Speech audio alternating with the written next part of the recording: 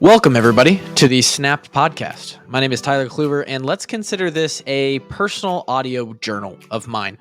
A lot of rambling, a lot of random stuff, anything relevant in my personal life that has to do with health, fitness, diet, business, being an entrepreneur, and simply trying to unlock the avenues of personal growth that help me find the most happy, fulfilling, and free life that I can live.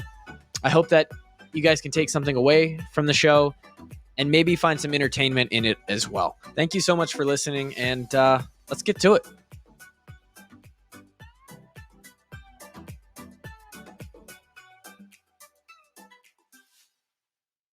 Let's get to it, huh? We're back for another episode of the Snap Podcast. I am your host, Tyler Kluver, and maybe a quick one today, maybe not. I don't know. It's a beautiful day outside, and I'm yawning already in Waukee, Iowa, 70 degrees and sunny. Started off the morning with a 40-minute interval run, some 400s, some 200s, some higher intensity cardio training. Always good to start the day. Finished up the morning session with a little bit of lifting, some strict pull-ups, some heavy back rack lunges, and now we're here with the mood lighting. If you're watching the video, and for those watching the video, we've got a nice little. We got the snapped logo overlay. We've got the name bubble. It looks a little bit more professional than it has in the past. I'm going to try to upgrade it even more here soon to make it look a little bit better. For those that choose to go and watch on YouTube or find this on YouTube, it's a little bit more visually appealing. Wow, big yawn. This week, I want to talk about what I was going to talk about last week. It was more relevant last week, but I went off on a tangent of something else. Can't even remember at this point. And I want to swing back around to it because it's still very important. It's relevant to just about anybody, not only in health and fitness, but as I was thinking about the topic, probably relevant in really anything you do in life. Sometimes you have more of a choice or more control over this stimulus than others, but I do think it applies. And maybe we'll work that out as we talk this through. But the topic today is burnout, I suppose, is a good way to buzzword that. Um, it's not so much just burnout, but it's more so specifically focused on the workout side of things and how to know or how to diagnose when you have significant decreases in motivation to work out, whether those decreases in motivation are positively or negatively based. And that's a little bit nuanced. So let's dive into that. What do I mean by that? Well, first of all, this may not apply to everybody when it comes to the fitness side of things. I would imagine that most of you listening to this podcast at some point or other, especially if you've been training with a goal or an end in mind, right? Not an end of working out, but an end of, you've got a 12-week program that you're doing, or you've got a 20-week. Wow, another yawn. A 20-week marathon prep, right? Or you're specifically trained to hit a certain goal. For me, it's the CrossFit season, right? And when you are training with intention, generally what that results in is high effort, high dedication. You are, like a lot of people, pushing the limit of what you're capable of. You're riding the line of doing too much without doing too much so that you can continue to keep going. Now, for some people, maybe that isn't you. Maybe you're, and maybe this specific integration with the working out doesn't make sense to you, but I still think that this overall concept applies because you've got other areas of your life, your career, your other hobbies, your um, this, that, the other thing that this is still gonna be relevant with. But yeah, so some of you on the fitness side of things, you might just be in that maintenance, working out for good, general good health, being able to function, making sure that you're keeping your ability and your health in check. But if you're not, if you're specifically focused on certain things, then you're going to be riding that line. And when you ride the line, it means that you have to take, you know, imagine the space between where you're pushing your training or your workouts, and the line of going too far, where you are overtrained, you potentially get hurt, you start to lose that motivation, all these things. Um, the space between there is very thin. And at any point can be affected by, especially if we're talking about the training specific situation, how much sleep you're getting every night, what your nutrition looks like, what your recovery looks like, what your mental health looks like, the stress that you're taking on in the rest of your life, all of these things. And if one or two of those start to slip, and it's really hard to quantify, it's really hard to catch that. Easier in the gym to catch when you're, and this is where it manifests itself. Right? Say unknowingly, the past couple nights you started to stay up just a little bit later.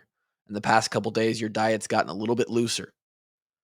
And it's hard to catch that because you're just rolling through life and you're busy and you're doing all the stuff. You're trying to get done what you need to get done. But then in the gym 3 or 4 days later, you realize today's workout was kind of trash. I didn't feel good during today's workout. And that's usually how it starts. You just have a bad workout. You were still motivated to go, but the workout wasn't great. And then maybe that turns into a second day where it's another not so great day in the gym. And maybe even before you went in for that second day, you kind of felt like I don't even feel like working out today. You start to feel the negative pull of on that discipline. And that's where you notice it. But what is the impetus of that? Where does that catalyze and sort of originate from? And it's all those little things, the stress, the sleep, the nutrition, all of this stuff.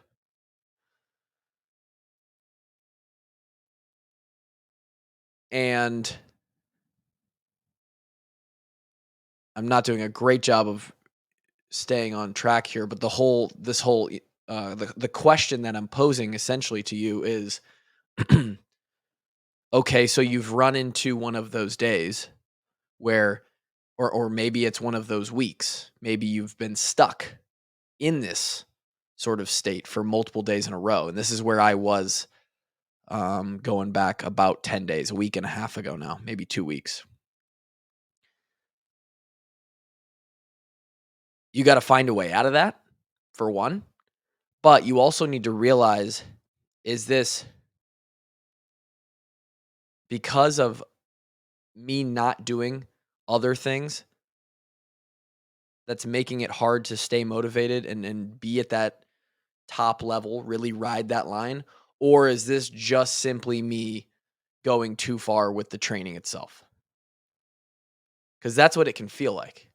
You start to slip in your diet and your nutrition, your sleep and your hydration, and you're stressed out for a bunch of other different reasons. And then a lot of people make the excuse, well, I'm just training too hard. No, you're not. Everything else has slipped. So the training has felt harder. That's what it was for me.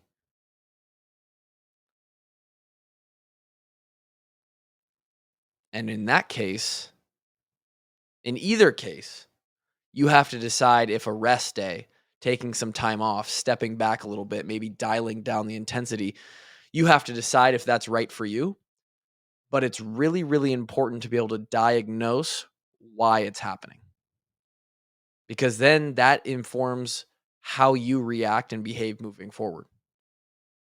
It informs what area of your life you have to attack to make things better, to bring you back to a spot where you're motivated to go work out and you can crush a workout and you can feel good about it. For me, I I don't know how. I have this freaking 40-ounce hydro flask water bottle that I carry around with me all day. It's gotten a little cooler, and I'm sure that this was a factor as well. The temperature has dialed itself back a little bit as we get into fall here. It's not full on summer heat, although yesterday was 96 degrees in Iowa. And so as the temperature cools down, the natural signaling of your body to be thirsty, right, to intake fluid is going to decrease as well. Everyone listening can relate to this, right? It's hot as hell outside. You're running around. Who knows? Maybe you're just at the park. You're on a walk. You're with your family. Um, whatever. It's hot. You're sweating. You feel the need to quench your thirst, right? A drink is refreshing.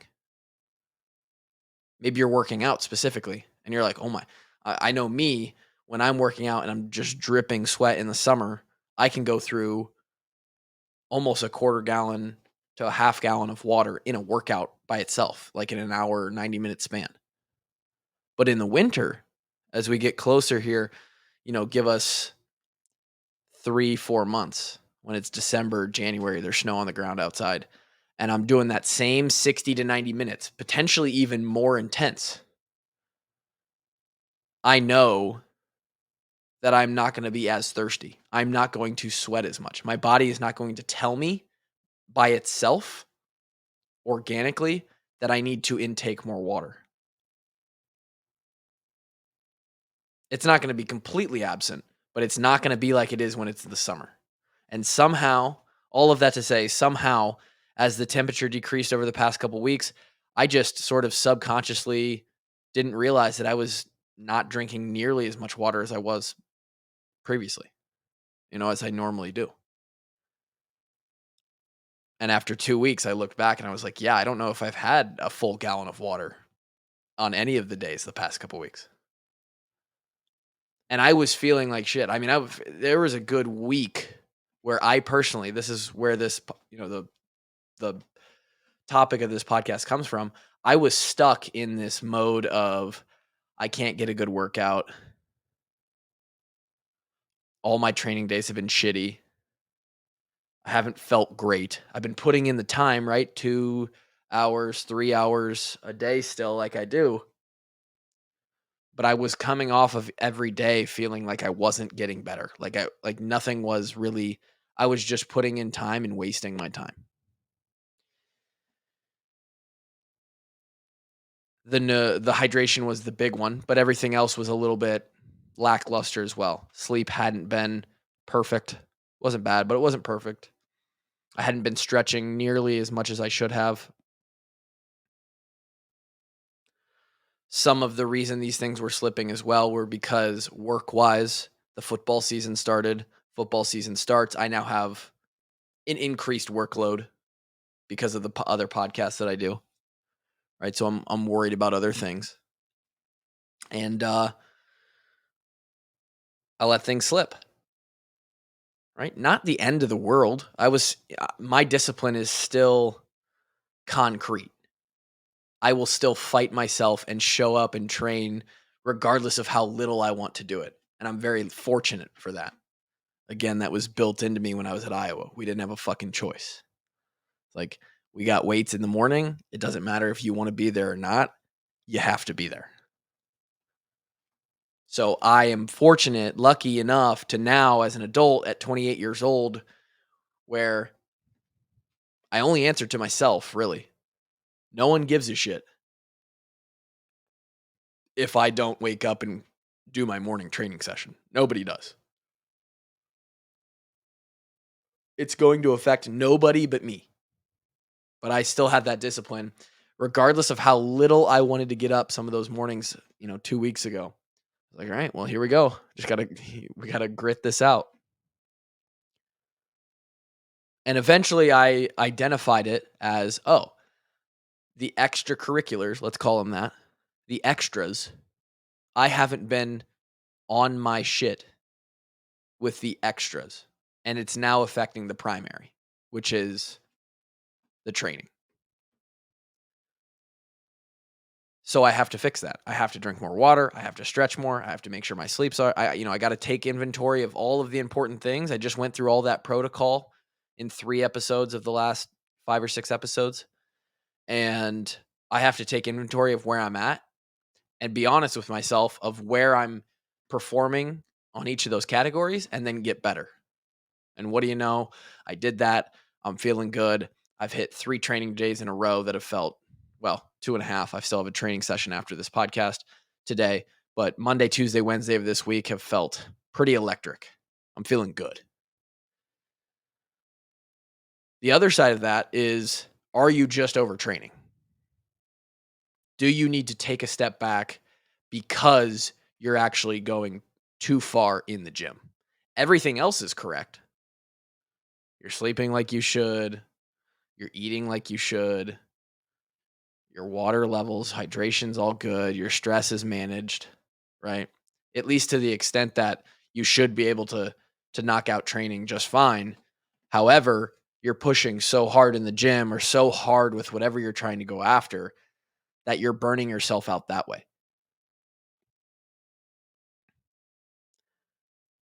In that sense, again, a day off is probably going to help, but in that time you take off and that conscious thought that you have, you probably need to diagnose, okay, the training plan, it needs adjusting. Something has to be different here, or I'm going to run myself into the ground. I simply can't do enough outside of the gym to recover. And this is maybe for most of the people listening to this is definitely going to be less often the case, right? And the reason for that is because the human body, assuming you're smart and you build up to the level at which you're trying to perform, um, it's capable of a lot of things, right? Elite athletes, granted, their lives are completely optimized. They have the ability and show that it's possible to train 6, 8 hours a day, right? Some of the best endurance athletes in the world who are running marathons or ultra endurance races or um, Tour de France riders or some of the best swimmers in the world or um, you know s- those people can train for hours and hours and hours. Even in the CrossFit world where you're beating yourself up with weights and stuff too, the best in the CrossFit world, the elite, are all training 4+ hours a day, 5 to 6 hours a day. Maybe not always training, but they're in the gym for that long. So we've proven as a human species that we can take a beating if you're optimizing your life outside of the gym, which they are, right? And not all of us, most of us don't have the ability to do that. We have families, jobs, you get like your hour a day, and from that hour a day, you get maybe 10 or 15 minutes to really optimize as far as stretching and all the stuff that goes on outside of the gym. So most of you aren't going to be overtrained. It's going to be something in those extras and potentially more than one, usually more than one. because they play off of each other. So when one starts to slip, the others start to slip. And it's simple. You just have to take inventory, be honest with yourself, right? That can be tough sometimes, but you don't move forward if you aren't honest and if you don't objectively look at what the situation is and then move forward and get better. And maybe that's you right now, or maybe you somehow grinded and gritted your way through a period of time where you were found yourself feeling that non-motivation to work out or feeling beat down. Hopefully this episode and the mindset of taking inventory and really breaking, and this is why it's good to journal sometimes or keep some sort of record of your workouts.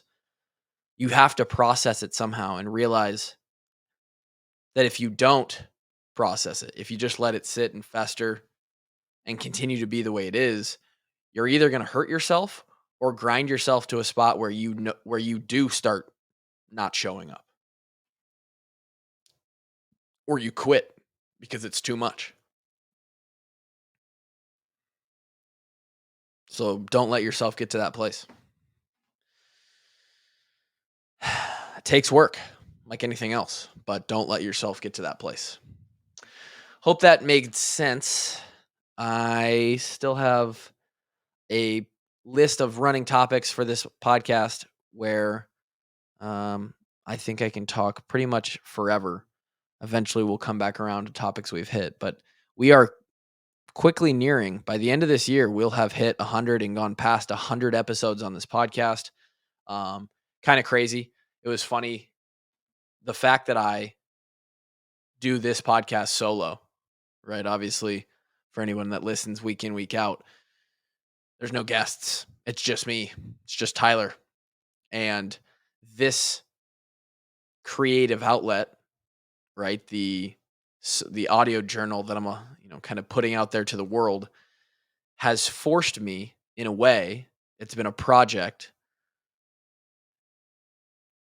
that has forced me to work on my, I don't know if I'd call it public speaking, but my ability to talk for 20, almost 23 minutes right now, sometimes 30, 35, 40 minutes. We may have even neared an hour on a couple of these episodes over the past 100. I don't have a co-host. I don't have other things that I bring in. I don't show videos or clips or other topics. I don't even usually have a super thought out outline sitting next to me on another screen. It's just me rambling, and maybe the finished product isn't as polished as it could be. However, it has significantly increased my ability to stand here on a microphone and talk by myself. And that ability was used the other day, funny enough, on the main show. I did a solo 40-minute podcast to not just the 300 people that listen to this show, which is less important, less advertised. I put a whole lot less in. This isn't, I don't make money off of this show specifically, but the content, the main show, the real deal that I do create income off of, I used the skill of solo podcasting the other day on. So it was funny that the Snapped podcast is helping my other podcast out as well. Appreciate you guys listening every week.